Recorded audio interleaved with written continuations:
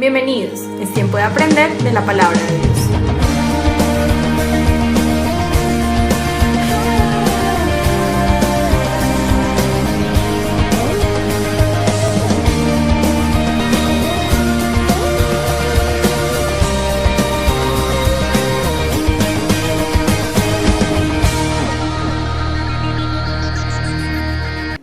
Bueno, Romanos 14, del 1 al 17.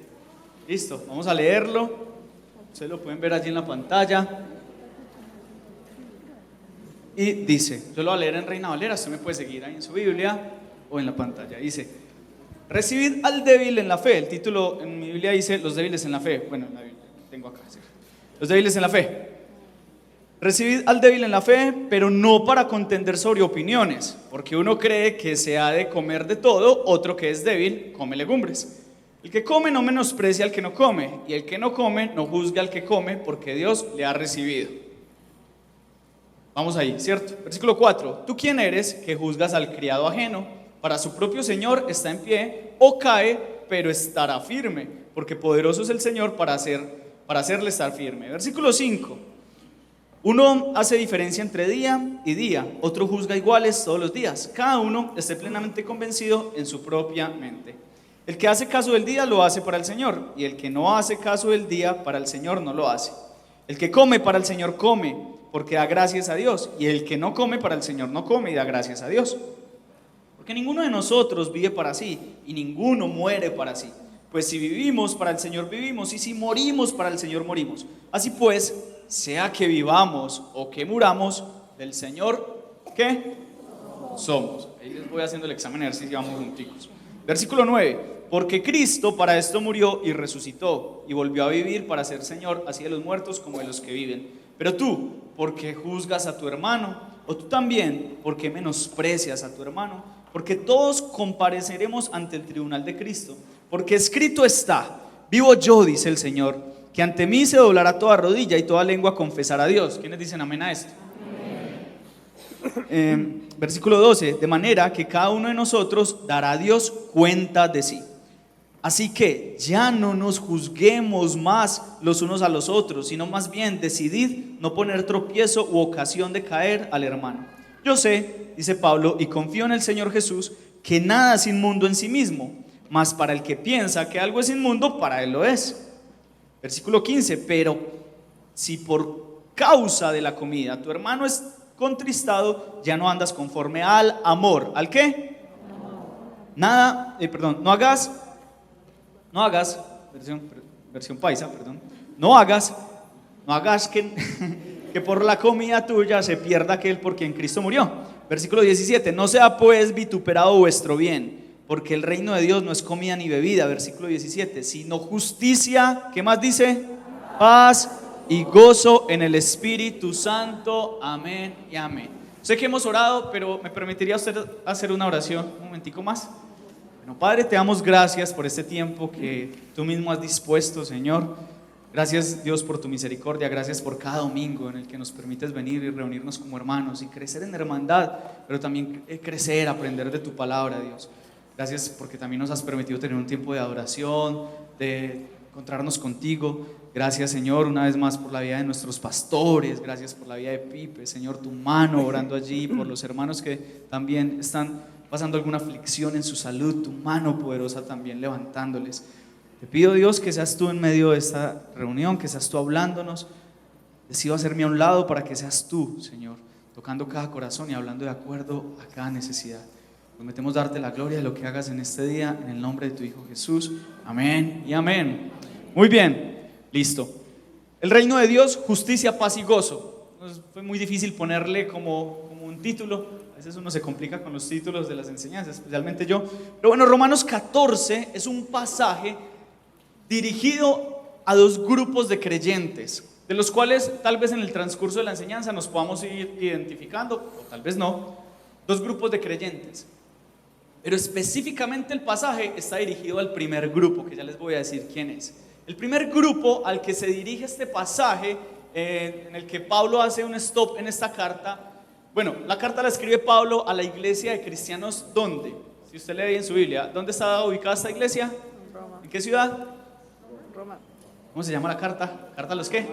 A los romanos. ¿Dónde quedaba la ciudad? Roma. Bien. Entonces, la carta es dirigida a los cristianos en Roma, ¿cierto? A los cristianos en Roma. Allí también habían cristianos judíos, pues que venían de ser judíos, cristianos que venían de otra clase de creencias. Y Pablo le dirige este pasaje específicamente a dos grupos, les decía, pero el primer grupo es el siguiente. Eran los creyentes que se consideraban demasiado fuertes en la fe o maduros, pero que a raíz de esa madurez o de esa libertad en Cristo hacían que el otro, que era débil en la fe, cayera, ¿cierto? ¿Qué cosas como cuáles? Él mismo menciona algunas en el pasaje que acabamos de leer. Dice, el que come no menosprecie al que no come, y el que no come no juzgue al que come, porque Dios le ha recibido. Listo, el primer grupo eran los que comían. Entonces, aclaremos de qué clase de comida estaba hablando Pablo. Resulta que en aquel entonces habían varios templos paganos donde ofrecían sacrificios a ídolos. Al esos templos paganos no tener suficientes seguidores, sobraba carne. O sea, llegaban y hacían el sacrificio, la carne, cuando hacían el sacrificio se la repartían entre los que visitaban a esos dioses con D minúscula paganos, y al sobrar carne, ¿qué hacían? Pues como buenos paisas, la vendían en la carnicería. Resulta que los creyentes iban y compraban la carne, pues me imagino que más barata, yo no sé, iban y regálame esa pierna de cordero, listo, la persona iba y se la comía, pero el creyente maduro hacía eso, pero el creyente más nuevo decía, oiga, pero usted ¿por qué está comiendo esa carne si esa carne fue ofrecida a ídolos? Yo no sabía, ¿cierto? Como que no le importaba, o tal vez lo hacía pensando como lo dice Pablo, lo santifico, le doy gracias a Dios y me lo como. Para mí no es una carne para ídolos, para mí es un cordero que está muy rico, me lo como, ¿cierto? Pero ese era el primer grupo, pues de ese primer grupo, este era como una de las cosas que hacían caer a los hermanos. ¿El otro cuál era? ¿Tú quién eres? Versículo 4, que juzgas al criado ajeno, ¿cierto? Y allí dice, para su propio Señor está en pie o cae, pero estará firme porque poderoso es el Señor para hacerle estar firme. Y uno dice, ¿de qué está hablando Pablo? ¿De cuál criado? ¿De estar firme? ¿De caerse? ¿De qué está hablando? Resulta que en aquel entonces todavía, si voy muy rápido me van haciendo señitas, calmado, ¿cierto? Resulta que en aquel entonces todavía había esclavitud, ¿cierto? Y habían cristianos que físicamente eran esclavos, se debían a alguien, ¿cierto? Se debían a su amo, trabajaban para alguien, veámoslo más bien así. Pero una de las costumbres de aquellos esclavos, empleados, siervos, era que se postraban ante su amo. Para algunos creyentes maduros eso no había problema, porque decía, él no es mi Dios, yo lo hago como un acto de reverencia, ¿cierto? Pero para otros era como, uy, no, solo ante Dios uno se arrodilla, y entonces los que se arrodillaban eran juzgados por los que no se arrodillaban, y ahí estaba la pelea. Ese era el segundo subgrupo. El tercero, ¿cuál era? El que hace, versículos 5 y 6, el que hace caso de los días, si guardaba ciertas fiestas o no, y más o menos esa era como la pelea, ¿cierto? Los que comían carnes a ídolos, los que no, los que se inclinaban ante su amo y los que no, y los que guardaban ciertas fiestas porque se consideraban todavía que como creyentes y con raíces judías se veían obligados a guardar ciertas fiestas. Pero algunos, sobre todo los que venían de no ser judíos, decían, pero usted ¿por qué guarda esas fiestas? No es necesario, ¿cierto? Voy a ir levantando la voz y veo a alguien dormido, ¿cierto? No es necesario que usted guarde esas fiestas. Entonces, para ellos era como una razón de división en medio de la iglesia. Entonces usted puede estar ahí sentado y decirme, Juan, eso no pasa en medio de nosotros, partiendo pues que pues yo compro la carne en Super Inter, ¿cierto? Eso aquí no nos afecta, y pues yo no me arrodillo delante de nadie, y pues acá no es que guardemos muchas fiestas, ¿cierto? Pero nos sorprenderíamos al saber que esos dos grupos, los que hacían cosas usando su libertad sin importarle el otro, y los que juzgaban al que usaba su libertad, nos sorprenderíamos al saber que esos dos grupos todavía existen en la iglesia hoy en día. ¿Cuántos saben que así es? Y ya vamos a mirarlo a la luz de la palabra, ¿cierto?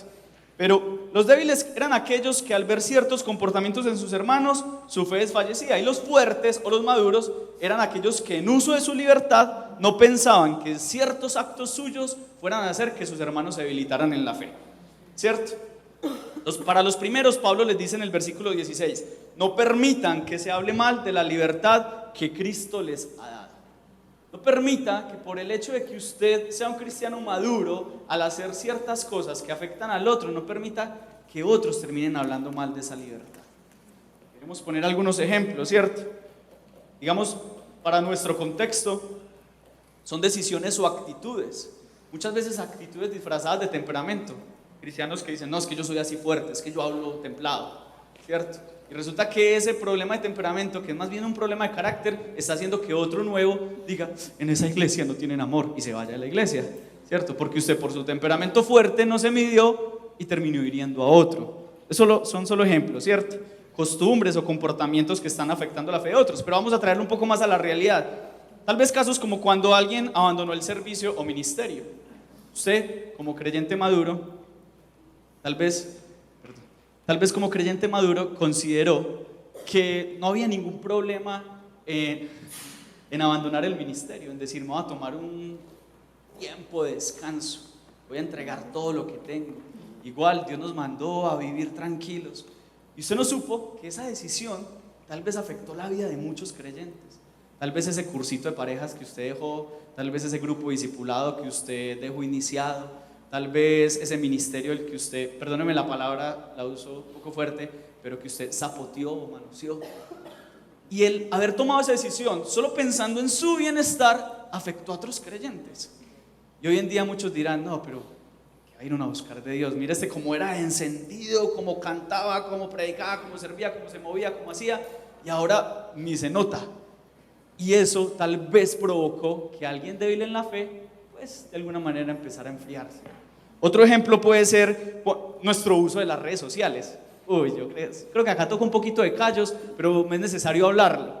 Porque todas estas cosas son decisiones personales y note que ninguna de ellas son pecado, ¿cierto? No es pecado que tú sueltes el ministerio, no es pecado que tú uses las redes sociales, pero ¿cómo las usamos, cierto? ¿Será que nosotros estamos pensando que nuestros discípulos, nuestros hijos, nuestros familiares no cristianos están viendo nuestras redes sociales? Hay creyentes, mira, yo les decía en la primera reunión que yo soy diseñador gráfico, ¿cierto? Mi mamá hizo la misma cara que usted hizo, como pobrecito, pero pues algo había que vivir. Y resulta que en mi carrera yo me doy cuenta que en las redes sociales, en el manejo de redes sociales, hay empresas destinadas, empresas, o sea, un salón lleno de diseñadores, bueno, de lo que sea, ¿cierto? Hay metidos en las redes sociales oficiales de famosos y de empresas con una sola razón, con un solo trabajo, y es crear polémica. Se meten y generan polémica, generan noticias falsas, generan una cantidad de cosas, y ellos dicen esto, dicen, nosotros lanzamos el anzuelo y vemos que, perdón la palabra, que incauto cae, pues en la polémica, porque eso genera más movimiento, pues más engagement es la palabra, pues en las redes sociales. ¿Qué sucede allí? Que muchos de esos que caen en esas polémicas, qué pena, pero son cristianos, son de la iglesia, lastimosamente, y nuestros discípulos, nuestra familia, nuestros hijos, nos están viendo ahí enganchados opinando, y usted dice, pero hasta ahí Juan, yo no he pecado. Ok, no estás pecando, pero no estás pensando que al tú participar de esa polémica estás afectando la fe de otros. La gente dirá, uy, esos cristianos ahí metidos en eso, los cristianos generando polémica, compartiendo cosas que no edifican. En mi WhatsApp llegan noticias falsas. Llegaba una de acá de Pereira, creo que era de lo de los bancos, era la de que, no, tranquilo, usted sí puede usar su celular en los bancos, no, eso, bueno, y se acaban toda una ley, y eso lo reenviaban por todas partes. Un día me tocó decirle a alguien, mira, eso es una noticia falsa, eso es un fake news que llaman, entonces no pierdas el tiempo en eso. Y ese tipo de cosas empiezan a generar en los otros creyentes como, ¿qué se están involucrando en ese tipo de cosas los creyentes?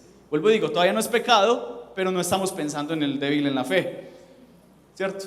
Otro ejemplo puede ser decisiones determinantes, como el cambio de ciudad, ¿cierto? Cambio de empleo.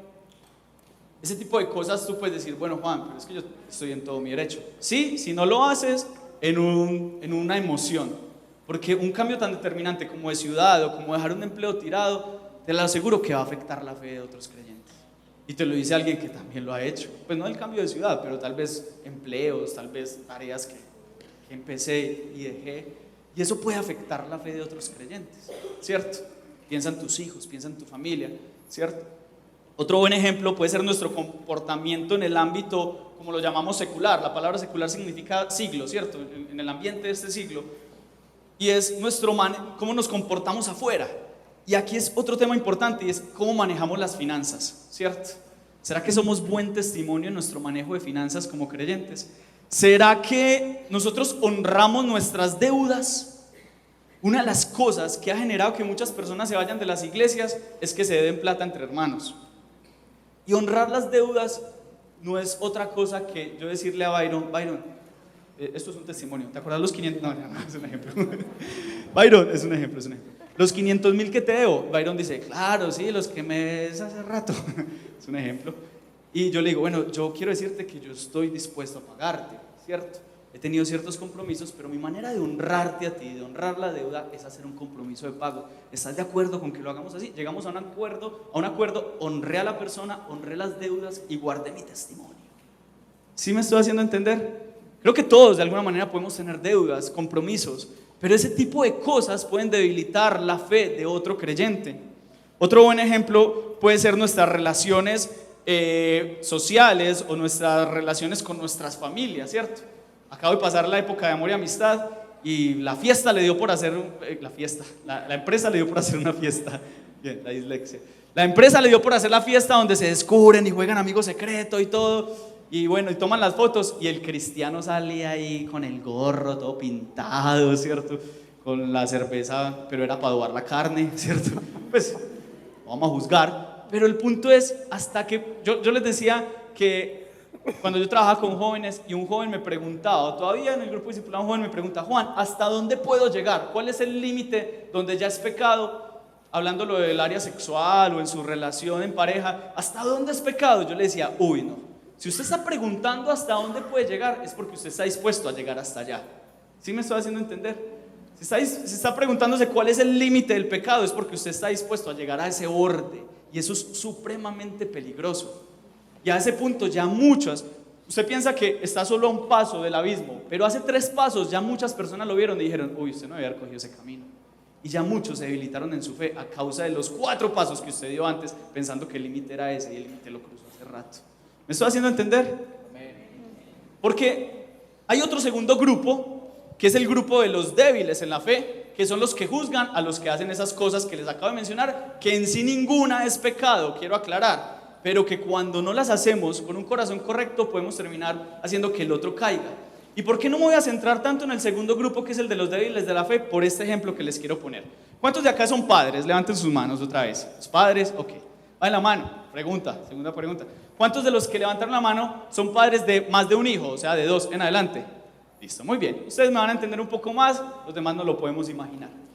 Si usted que tiene más de un hijo, su hijo menor, su hijo de 1 o 2 años, cuando mucho, se sube a su comedor, váyase imaginando la escena, se sube a su comedor y empieza a hacer uno de esos bailes que están de moda en las redes sociales.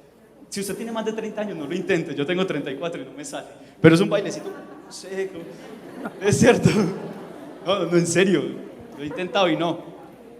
Si su hijo de 2 años empieza a hacer el famosito bailecito, ¿sí o qué?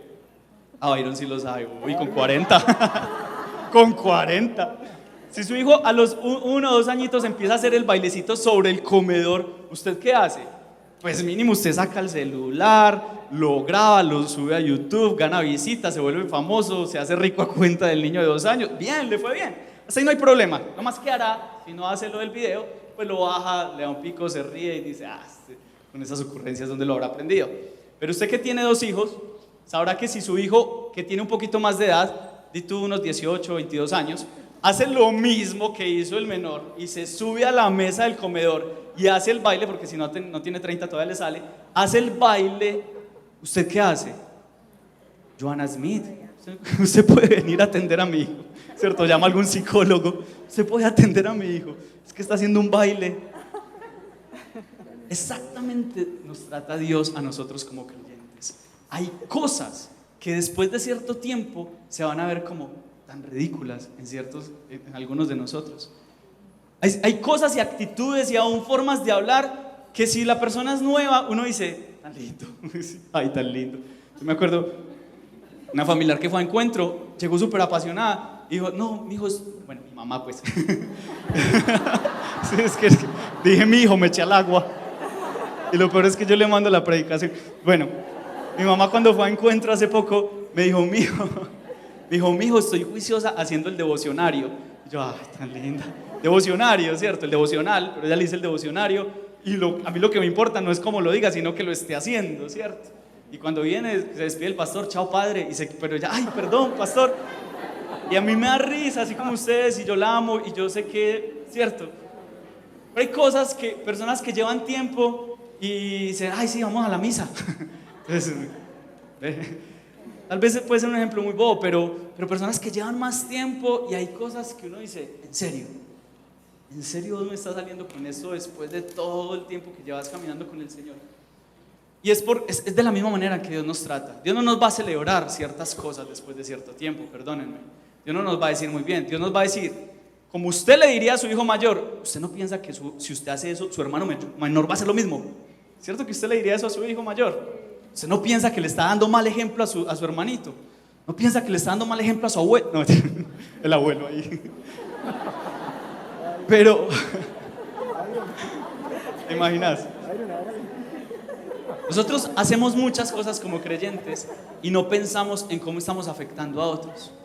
Nosotros no pensamos cómo eso, que aparentemente no es pecado, ¿cierto?, puede afectar a aquel que es débil en la fe, ¿cierto?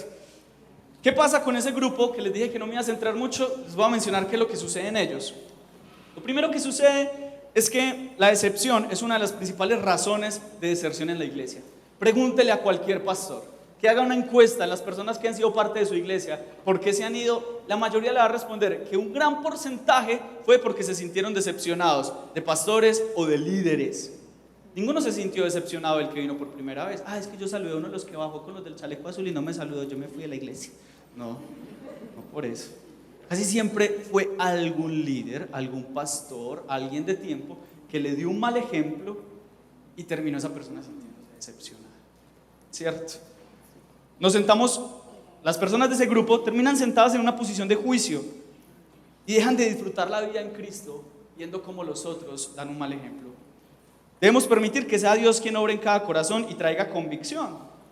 Versículo 13 de Romanos 14 dice, Pablo le dice a ese segundo grupo, ya no debemos criticarnos unos a otros, al contrario, no hagamos que, por culpa nuestra, un seguidor de Cristo peque o pierda su confianza en Dios. Le está diciendo al grupo de los débiles, les dice, no, dejen de criticar, porque por usted criticar, los otros que no conocen a Cristo no van a creer. Imagínense, la cadena tan tremenda que genera un mal ejemplo. Porque está el maduro, que hace eso porque considera que no es pecado, no le importa que afecte al otro. Está el débil, que se ve afectado, pero el débil cae en juicio y termina afectando al nuevo creyente, o al que apenas se está acercando a Dios. ¿Cuántos creen que eso afecta a la iglesia en este tiempo? ¿Cierto que sí? Váyase ubicando en alguno de los dos grupos, pero le quiero decir algo. Hay una realidad y es que todos caemos en alguno de los dos grupos. O muchas veces estamos en los dos al mismo tiempo. Porque estamos en una posición de criticar a los líderes o a los pastores, pero a la vez no estamos dando un buen ejemplo a nuestra familia. Me duele ver esos creyentes que, yo les ponía el ejemplo de que hay personas que llegan a afirmación y dice, ay, sí, es que aquí hace 5 años, llegan nuevos, y dice, aquí hace 5 años viene una tía, ¿en serio? ¿Y su tía lo trajo? No, es que ella no le habla a nadie en la familia. What? ¿En serio?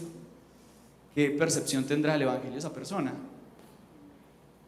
Es muy fácil ser parte de los dos grupos, pero Pablo, hablándole a otra iglesia que está viendo un problema similar de madurez, que es a los corintios, dice en 1 Corintios 4:5, y voy avanzando para ya ir al cuerpo del mensaje, dice, por lo tanto, no juzguéis nada antes de tiempo, esperad a que el Señor venga y saque a la luz lo que ahora está en la oscuridad, y dé a conocer las intenciones del corazón. Entonces Dios dará a conocer cada uno la alabanza que haya merecido. En pocas palabras, deje que Dios juzgue.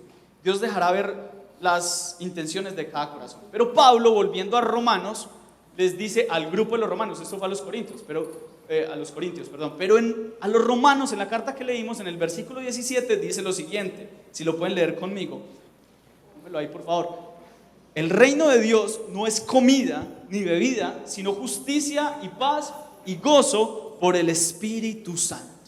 Pablo para traer como una solución y una puerta abierta a esos dos grupos que se estaban peleando entre sí, les dice, vea, eso es más o menos como cuando dos niños se están peleando por un juguete en la casa y la mamá les dice, la comida está servida, se olvidan del juguete, o la pizza está servida, mejor.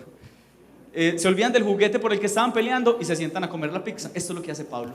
Pablo les dice, dejen de estar peleando por el juguete y siéntense que la pizza está servida.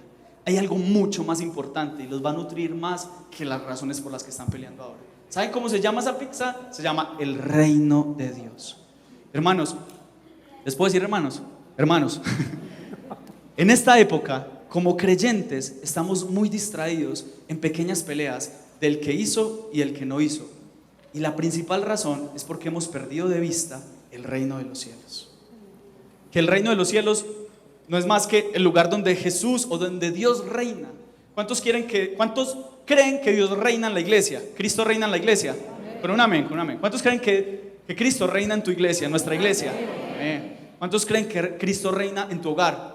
Amén. ¿Cuántos creen que Cristo reina en tu trabajo? Amén. Porque bajan los amén. ¿Cierto? Ay, sí, pues es que ya no saben que soy cristiano, pero yo me porto como uno. ¿Cuántos creen que Dios reina o Cristo reina en tu barrio? ¿Cierto? Ya no tanto porque uno, es que los vecinos están canzones, ponen música todos los sábados. El reino de Cristo es donde Él ejecuta su reinado, donde Él gobierna, y debemos permitir que Él reine en cada área de nuestras vidas, ¿cierto? Y Pablo les dice, el reino no es comida, no es bebida, no es esas cosas que nos están distrayendo. El reino de Dios tiene 3 componentes. ¿Cuántos quieren escucharlos? El primero es la justicia. Y la justicia tiene 2 direcciones. Una, cuando Cristo ejecuta la justicia de Dios, tú y yo merecíamos morir por nuestros pecados, pero Dios envía a su Hijo Jesús a morir por nosotros. Y Él muere en nuestro lugar. Él muere en nuestro lugar. Y ahí se ejecuta la justicia de Dios. Que la paga del pecado es ¿qué? Muerte. Pero la dádiva de Dios es vida eterna. ¿En quién? En Cristo Jesús. Dios hizo justicia con la humanidad. Eso está claro. Pero con los que hemos recibido a Cristo y hemos abrazado esa justicia, tenemos la segunda dirección de la justicia, y es que somos obligados a vivir como justos. ¿Me estoy haciendo entender? Es como que a usted lo liberen de la cárcel y lo declaran libre sin antecedentes. Usted tiene que vivir como alguien libre, pero usted lo declaran libre sin antecedentes y va, se encierra en la casa. No es que me dieron casa por cárcel. No, usted ya es libre, compórtese como libre, ¿cierto? No, es que no puedo ir a ese paseo en otro pueblo porque es que tengo ¿cómo se llama? El collar. No, usted ya no tiene antecedentes, usted es libre. Así que pórtese como libre. Eso es la justicia de la que está hablando Pablo. Dice, el reino de Dios es justicia. La justicia que Dios ya ejecutó cuando envió a su Hijo a morir en la cruz por nosotros, y la justicia a la que nos llama a vivir como creyentes. ¿Cuántos hemos dejado de vivir esa justicia? ¿Cuántos se nos olvida a ratos que somos cristianos? ¿Cuántos a ratos sabemos que somos libres, pero no nos comportamos como tales? Sabemos que fuimos justificados, pero no vivimos como justificados. Y Pablo les habla de eso.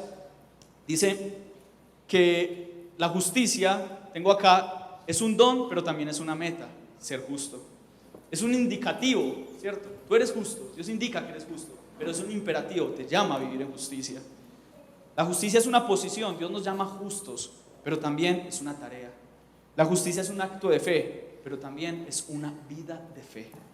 No es suficiente con que nos llamemos cristianos y digamos, somos justificados, pero no vivamos como ellos.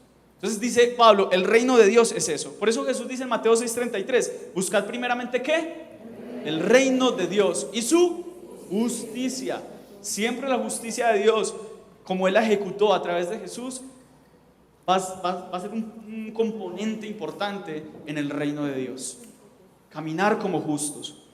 Romanos 5:1, el mismo Pablo dice, en consecuencia, ya que hemos sido justificados mediante la fe, tenemos paz con Dios por medio de nuestro Señor Jesucristo.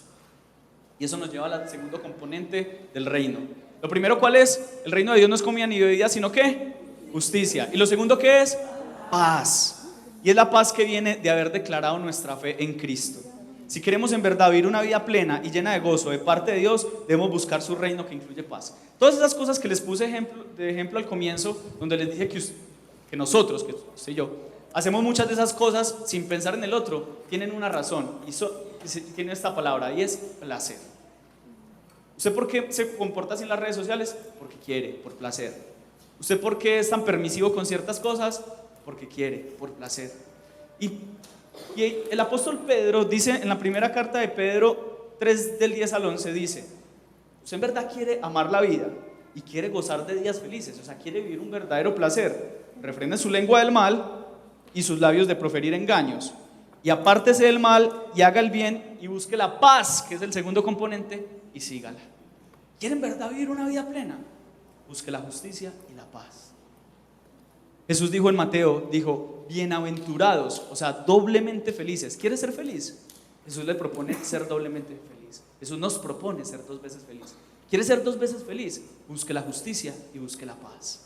Pero la paz que viene de Dios, la paz que no dan las finanzas, la paz que no da un puesto de trabajo, que gloria a Dios si llega todo eso. Recuerda, Dios es quien lo da. Yo les decía que muchas veces pensamos que la paz es llegar un domingo, como le decía ahorita Ricardito, llegar un domingo, ponerse una pantaloneta, un montón de nachos de uno con queso, poner unas cuantas películas de Netflix y decir, esto es paz, esto es paz. Pero ¿saben de cuál es la paz de la que habla la Biblia? De la paz que viene de hacer su voluntad. ¿Quiere una verdadera? Se quedaron pensando en Netflix y en los nachos. ¿Quiere una verdadera paz? La verdadera paz, la que viene de Dios, es la que proviene de saber que estoy haciendo la voluntad de Dios. Muchos creen que la paz les va a llegar cuando se pensionen y puedan estar en una finquita retirados, tomando café al lado de su esposa, viendo sus nietos crecer. Y, ay, esto es paz, para esto trabajé toda mi vida. Y qué rico, yo sé que ¿cuántos anhelan algo así? Es malo, ¿quién dice que es pecado? Pero la verdadera paz no es esa. La verdadera paz es tú llegar a tu vejez, con o sin pensión, Dios lo sabrá, pero allá, en esa finca o no en la finca, en tu casa, donde estés, llegar a tu vejez y decir, tengo paz porque hice lo que Dios me mandó a hacer. Esa es la verdadera paz. La paz que proviene de hacer la voluntad de Dios. ¿Cuántos dicen amén a eso? ¿Cuántos quieren la verdadera paz? La que viene de la satisfacción de hacer la voluntad de Dios. Amén. Ese es el segundo componente del reino. Jesús dijo en Juan 16:33, estas cosas os he hablado para que en mí tengáis paz. En el mundo tendréis aflicción, pero confiad, yo he vencido al mundo. Es la paz que no nos libera de la aflicción que viene en el mundo, sino la paz que nos ayuda a enfrentar esas situaciones. ¿Cuántos quieren la paz de Dios? Esa paz que puedes estar viviendo el problema legal que estés viviendo, puedes tener tu hijo enfermo, te acabaron de echar del trabajo y tú tienes una paz que la gente te dice, veste tan conchudo. ¿Cuántos les ha pasado? Dice, no, estoy sin trabajo, pero yo estoy tranquilo. ¿Qué? Tranquilo, no, pues sí, estoy orando, estoy buscando, me estoy moviendo, pero yo sé que Dios tiene el control. Esa paz a veces ofende a la gente, ¿cierto? Cuando, venga, pero esa situación que usted está viendo con ese esposo todo fuerte, ¿usted por qué? Usted estaría ya pues al borde del colapso. No, yo sé en quién he confiado. Yo sé que la paz que tengo es una paz que sobrepasa todo entendimiento. ¿Cuántos quieren esa paz? Ese es el reino. No nos distraigamos más en nuestros placeres, enfoquémonos en el reino. Afortunados, dice Mateo 5:9, ya se los mencioné, los que se esfuerzan por conseguir la paz y tienen un título, aquellos que buscan la paz. ¿Cómo son llamados? Hijos de Dios. ¿Cuántos hijos de Dios hay acá? Busquemos la paz, amén. La manera de vivir una vida que traiga satisfacción es permitiendo que el reino de Dios traiga paz a nuestras vidas, pero también debemos buscarla. Termino con el tercer punto y la conclusión es el gozo. La primera, ¿cuál era? Justicia. El segundo, ¿cuál? Paz. Y el tercero, gozo. Y es el que viene por la esperanza de su gloria. Romanos 15:13. Y el Dios de esperanza os llene de todo gozo y paz en el creer.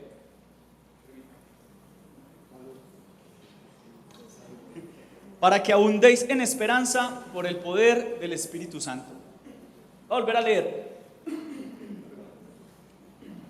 Y el Dios de paz os llene de todo gozo y paz en el creer, para que abundéis en esperanza por el poder del Espíritu Santo.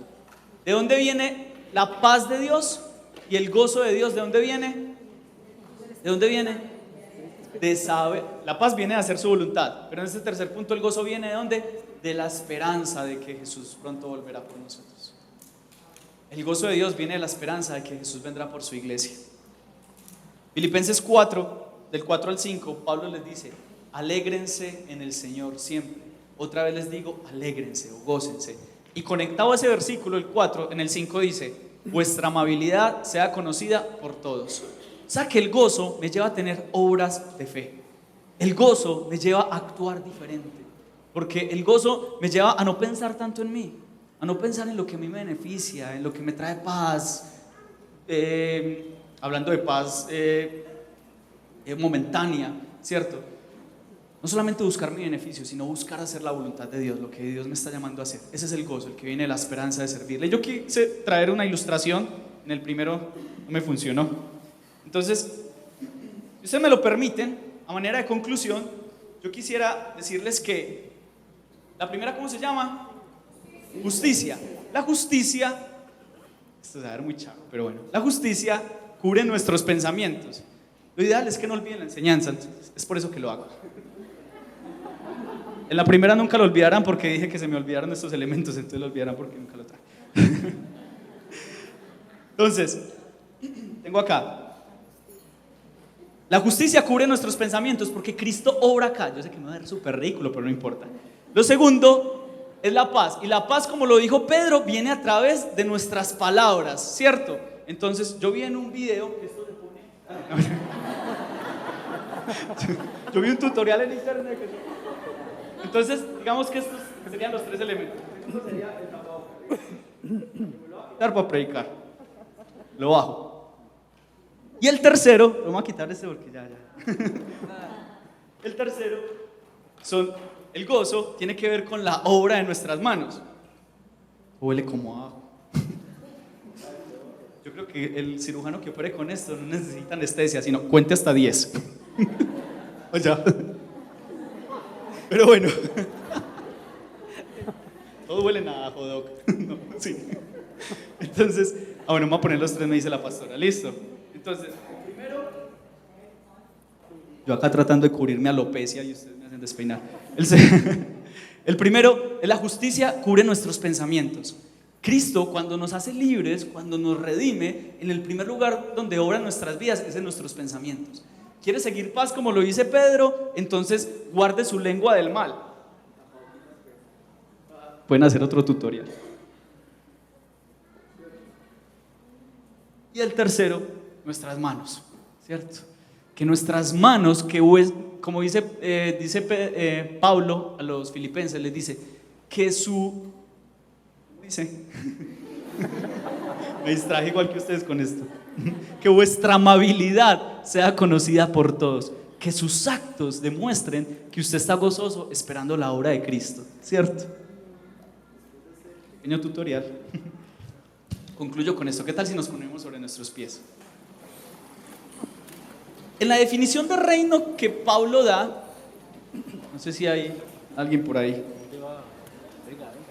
En la definición de reino que Pablo da, concluye diciendo que todo esto ocurre por el Espíritu Santo. Yo quiero decirle una cosa acá súper importante para concluir esta enseñanza, y es lo siguiente.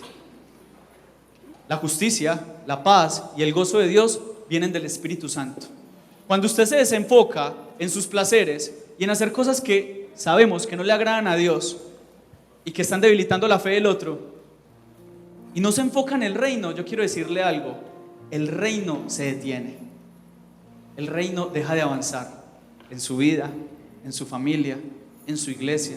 Usted puede decir: Juan, pero ¿en qué puede afectar mi pecado? ¿En qué puede afectar mi debilidad? ¿En qué puede afectar aquellas cosas que usted mencionó que no son pecado, pero que de alguna manera son solo mías, son personales? Yo quiero decirle, cuando usted no deja que la obra del Espíritu se mueva en su vida, que el Espíritu Santo siga obrando en su vida, se detiene la obra del Espíritu en la iglesia y el reino se detiene. Déjeme decirle que el mal ejemplo de la iglesia ha hecho que el reino se detenga. No hablo de comunidad de fe, en general de la iglesia del Señor, que el reino se detenga en Colombia. Porque estamos tan distraídos, nos olvidamos de la justicia, nos olvidamos de la paz que viene a hacer su voluntad y el gozo. Por eso, si usted me lo permite, yo quisiera aprovechar estos últimos 7 minutos que me quedan para hacer un llamado al altar. Porque yo estoy convencido de que este es un tiempo en el que Dios está trayendo un despertar a la iglesia. ¿Cuántos dicen amén a eso? Pero muchos hemos perdido el gozo. Gracias. Muchos hemos perdido el gozo.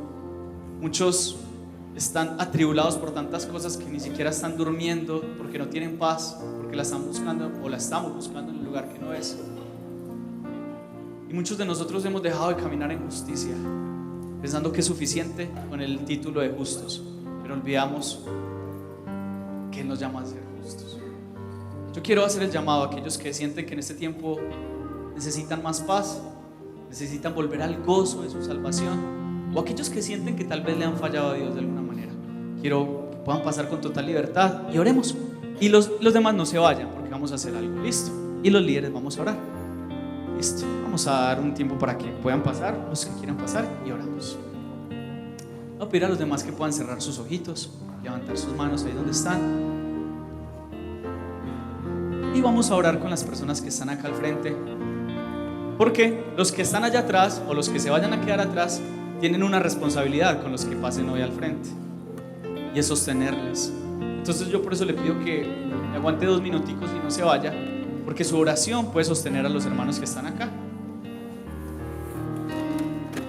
Somos llamados a sostener al que está pasando por un momento de debilidad. Y saben, hermanos, este es un tiempo donde el mundo carece de paz, de la paz de Dios, y tú y yo la tenemos, pero ni siquiera la hemos suministrado a nuestros mismos hermanos.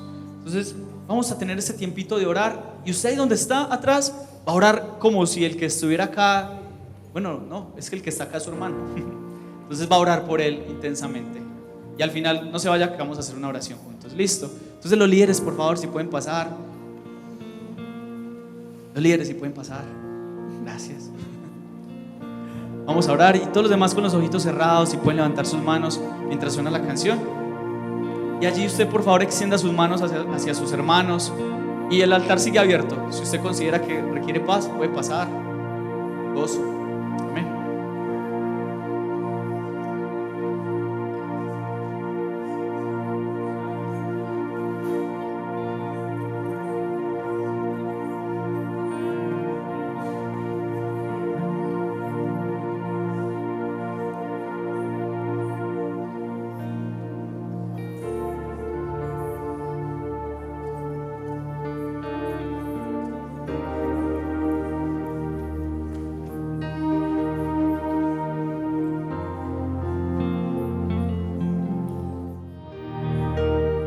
Quiero pedirle un último favorcito. Levante su mano derecha y conmigo vamos a hacer una oración. Gracias por haber sostenido a sus hermanos desde ahí en oración. Quiero que conmigo ore. Padre, en este día yo reconozco tu presencia en mi vida y en este lugar. Yo hoy te pido perdón por haberme desenfocado del reino, y hoy decido caminar en el reino. Dilo con autoridad. Yo hoy decido caminar en el reino de Dios, con justicia, caminando como justo, con paz, haciendo tu voluntad, y con gozo de la esperanza de que un día vendrás por nosotros y sabremos que hicimos lo que nos llamaste a hacer. Ayúdanos a caminar en el reino tuyo, en el nombre de tu Hijo Jesús. Te damos la gloria a ti, Dios bueno. Amén y amén. ¿Qué tal si le damos un fuerte aplauso a nuestro buen Dios? Amén. Iglesia, nuevos tiempos. Tiempos de esperanza, de gozo, de paz, de su justicia. Dios les bendiga y abrace a 4 personas dentro de 8 días, Día de la Familia. Les amamos mucho. Pastor Juan estará con nosotros dentro de 8 días.